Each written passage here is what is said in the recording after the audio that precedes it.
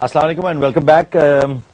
جیسا کہ آپ یہ پروگرام دیکھ رہے ہیں آج غالباً 10ویں قسط ہے اور جو چیز ہمارے سامنے آئی ہے کہ یہ ریولوشن جس کا نام اقبال کا پاکستان ہے as actually we are succeeding in some ways. اس کی ایک مثال حکیم صاحب یہ ہے کہ ہمیں جو ہے ایڈز مل رہے ہیں بہت سارے اس پروگرام کو اور وہ بھی ملٹی نیشنل کارپوریشنز کے. اور دوسرا یہ ہے کہ یہ شو 10 بجے سے 8 بجے پہ چلا گیا یعنی کہ پرائم ٹائم جس پہ بہت زیادہ اشتہار ملیں گے اس چینل کو. اور اس کے ساتھ ساتھ یہ 8 بجے ہو گیا اور اب یہ شو جمعرات کی بجائے جمعے کو 8 بجے ہوا کرے گا اور منگل کو پیر کو 8 بجے ہوا کرے گا. جمعہ اور پیر 8 بجے بجائے کہ اب یہ 10 بجے ہو. تو میرے خیال سے یہ حکیم صاحب ایک طرح سے کامیابی کی طرف پہلا قدم ہے کہ ہمیں جو ایک 10 بجے کا ٹائم ہوتا تھا جس میں یعنی کہ شاید ہی کوئی بندہ ٹی وی میں انٹرسٹ اٹھا دے, لوگ سو جاتے ہیں یا سونے کی تیاری کر رہے ہیں یا بچے جو کہ جلدی سلا دیے جاتے ہیں تو وہ یہ شو کبھی نہیں دیکھ سکتے تھے. تو آپ کیا کہیں گے آپ اس کے بارے میں؟ آپ کو لگتا ہے کہ اس ٹائم چینج کرنے سے یا دن چینج کرنے سے کوئی فرق پڑے گا ہماری audience viewership this is a great sign that ہماری جو نوجوان نسل ہے اس پہ رسپونڈ کر رہی ہے. And this is the soft revolution that we told you انشاءاللہ العزیز going to roll and it's will be televised انشاءاللہ. اور یہ چھوٹی بات نہیں ہے. یہ جو بات ہم کر رہے ہیں جیسے آپ سے کہا نا کہ پاکستان کی تاریخ میں کبھی اس سے پہلے اسرار خودی علامہ اقبال کو اس طرح ڈسکس نہیں کیا گیا. اینڈ آنے والے وقتوں میں معلوم ہوگا کہ اس کا امپیکٹ کیا ہوتا ہے. علامہ اقبال خود اپنے بارے میں کہتے ہیں کہ یہ جس دور کے اقبال شاعر ہیں ان کی اقبال کی آنکھیں بند ہونے کے بعد یہ قوموں کی آنکھوں کو کھول دیتے ہیں اور اپنے وقت کے گزرنے کے بعد آئندہ آنے والے وقت کے شاعر ہوتے ہیں یہ. And this is what we مین کہ علامہ اقبال اس قوم کی تقدیر ہے. آج بھی جو کچھ ہم آج پڑھ رہے ہیں یہ 90 سال پہلے انہوں نے لکھا تھا, 90 years ago. اور آج آپ دیکھو اس طرح ریلیونٹ ہے, اس طرح یہ ریلیونٹ ہے کہ انسان حیران رہ جاتا ہے. Actually as we said mind boggling. آئیے ہم آپ کو بتاتے ہیں اس خودی کے سفر کو, اسرار خودی پہ ایکچوئل آتے ہیں کہ پچھلے پروگراموں میں ہم نے یہ ڈسکس کیا تھا کہ اقبال نے جب بات کی کہ جب فوکس کی نیت کی بات کی کہ اپنے مقصد کو بلند کرو, اپنے محبوب کو بلند کرو, اللہ اس کے رسول کو اپنے مقصود مطلوب بناؤ, اپنے ٹارگٹ اس دنیا سے ہٹا کر ہائر ویلیوز کی طرف جاؤ. اب ان ہائر ویلیوز کو اچیو کیسے کیا جائے, اس کے لیے جو پہلا میسج یہ سبق اقبال ہمیں دیتے ہیں وہ یہ کہ اپنے آپ کو ذلیل مت کرو. دیکھیے ہماری اگر آج کے دور میں آپ دیکھیے کہ سب سے زیادہ پرابلم ہماری ملت کی, ہماری قوم کی, ہمارے حکمرانوں کا ایشو یہ ہے کہ پوری دنیا میں بھیک مانگنے کے لیے جاتے ہیں. یہ ارب پتی ہیں خود, بلینز آف ڈالرز رکھے ہوئے ہیں اکاؤنٹس میں اور پوری دنیا سے بھیک مانگنے جا رہے ہیں. یہ ہمارے سارے حکمرانوں کا یہ حال ہے. جی the point is why they doing this, اس لیے کہ کوئی سیلف ریسپیکٹ نہیں ہے. جب حکمرانوں کا یہ عالم ہوتا ہے تو پھر قوم میں اور نوجوانوں میں بھی یہی معاملہ ہوتا ہے کہ ہر انسان بھیک مانگنے پر آ جاتا ہے. اور جس لمحے آپ اپنی سیلف ریسپیکٹ کمپرومائز کرتے ہیں آپ کا قلب کچلا جاتا ہے, آپ کی خودی کچلی جاتی ہے اور اس کے بعد نہ آپ بلند پرواز ہوتے ہیں, نہ آپ بلند نگاہ ہوتے ہیں, نہ آپ کے اندر وہ شیروں کی غیرت اور دلیری باقی رہ جاتی ہے. اقبال اس کو کس طرح ڈیفائن کرتے ہیں آئیے دیکھیں. کہتے ہیں عمر کی طرح اونٹ سے نیچے اتر آؤ, دوسروں کا احسان اٹھانے سے بچو اور ضرور بچو.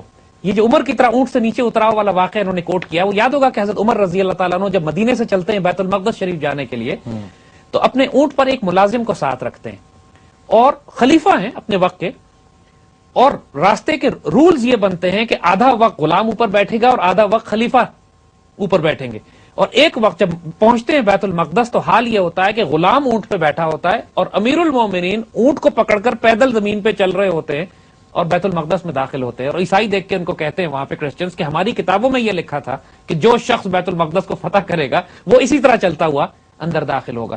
تو بات اقبال یہ کر رہے ہیں کہ دوسروں کا احسان مت اٹھاؤ, یہ اپنے ملازم کا احسان بھی مت اٹھاؤ. یعنی اگر تم اونٹ پہ بیٹھے ہوئے ہو اور وہ تمہاری خدمت کر رہا ہے تو ایک وقت تک اس کو اونٹ پہ بٹھاؤ اور خود اس کی خدمت کرو.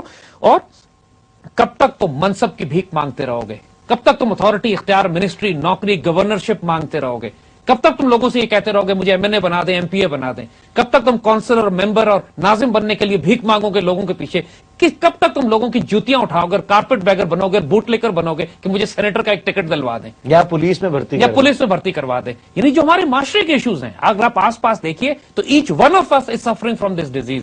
لیکن حکیم صاحب بڑی آپ زبردست بات کر رہے ہیں، لیکن جو آپ بھیک کی بات کریں کہ ہمارے جو لیڈرز حضرات ہیں وہ جا کے بھیک مانگتے ہیں، لیکن آپ کو پتہ ہے کہ جو بینکنگ کارٹیلز ہیں یہ آپ کو بھیک مانگنے پہ مجبور کرتے ہیں. ان کے سسٹم ان پلیس اس طرح کے ہیں کہ آپ کی جو گورنمنٹ ہے وہ debt, because they control debt of a nation, تو وہ آپ جو بھی اگر کوئی بھی اچھا لیڈر آ بھی جائے گا وہ اس کو بھی گرا دیں گے اور کہیں گے کہ تمہیں بھیک مانگنی ضروری ہے. نہیں ایسی بات نہیں علی، کیونکہ دیکھو ہم وہی بات مثال آپ کو سناتے ہیں کہ آخر آج کی دنیا میں کفر کے لیڈروں میں آپ مثال دیکھ لیجئے، یوگو شاویز ہے who's taking up a stand against the Americans، اسی طرح کیوبا کا کاسٹرو ہے he's taking a stand against the Americans، اسی طرح پناما کا پریزیڈنٹ ہوا کرتا تھا، اس کو مار دیا تھا، عمر اس کا نام تھا.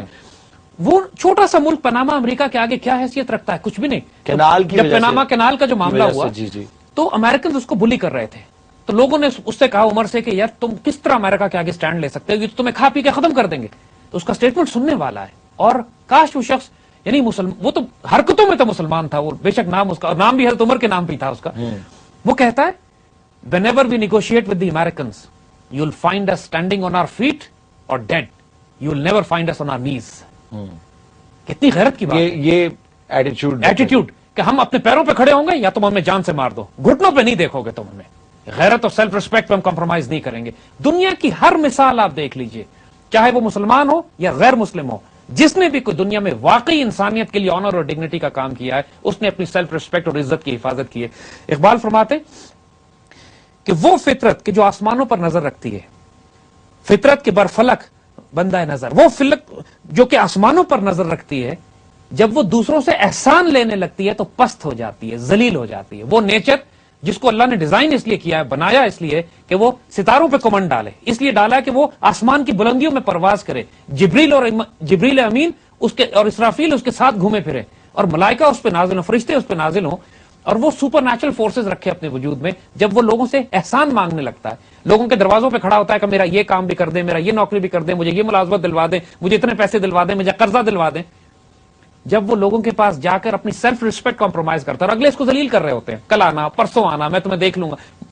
جب یہ کیفیت شروع ہو جاتی ہے تو آپ ہر دفعہ آپ نوٹ کریں، جب کوئی آپ کو ریفیوز کرتا ہے آپ کو چوٹ تو آتی ہے نا، آپ دل کو چوٹ آتی ہے. جبکہ آپ کسی کو فون بھی کریں اور اگلا آپ کا فون کاٹ دے اور آپ کو لگے کہ وہ آپ سے بات نہیں کرنا چاہتا، اس وقت بھی چوٹ آتی ہے دل پہ.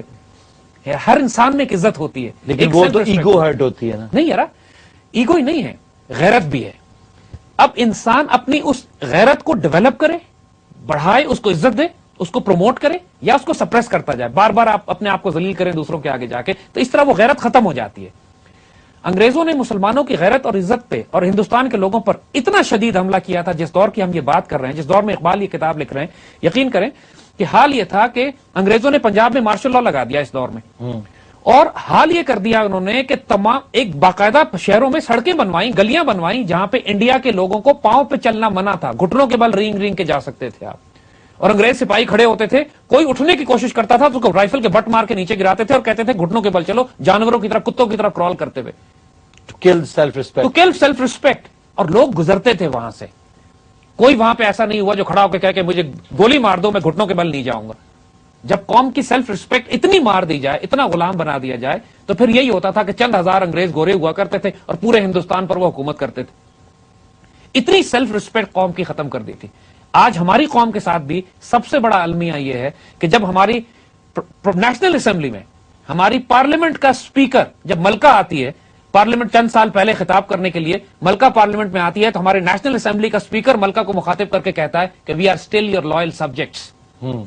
یہ تو مجھے بھی یاد. بے شرم لوگ، because they have no self respect. بے شرم ہیں، بے حیا لوگ ہیں، امت کی عزت آبرو ایسے بیچتے ہیں. ان بے حیاؤں اور بے شرم لوگوں سے کیسے چھٹکارا؟ ایگزیکٹلی، اپنے اندر وہ غیرت پیدا کریں نا، یہی تو پروسیس ہے. وہ تو نہیں کریں گے، وہ نہیں کریں گے، وہ کرنے ہمیں غیرت مند لوگوں کو آگے لے کے ایگزیکٹلی ہمیں لوگوں میں غیرت پیدا کرنی ہے، لوگوں کو اس میں سیلف ریسپیکٹ، اور اس غیرت کو پھر چینلائز کرنا ہے. اس غیرت کو ایک آوارہ غصے میں نہیں بنانا کہ بم دھماکے کرنے لگے اور قتل و غارت کرنے لگے اور تباہی سڑک پہ پھیلا دے.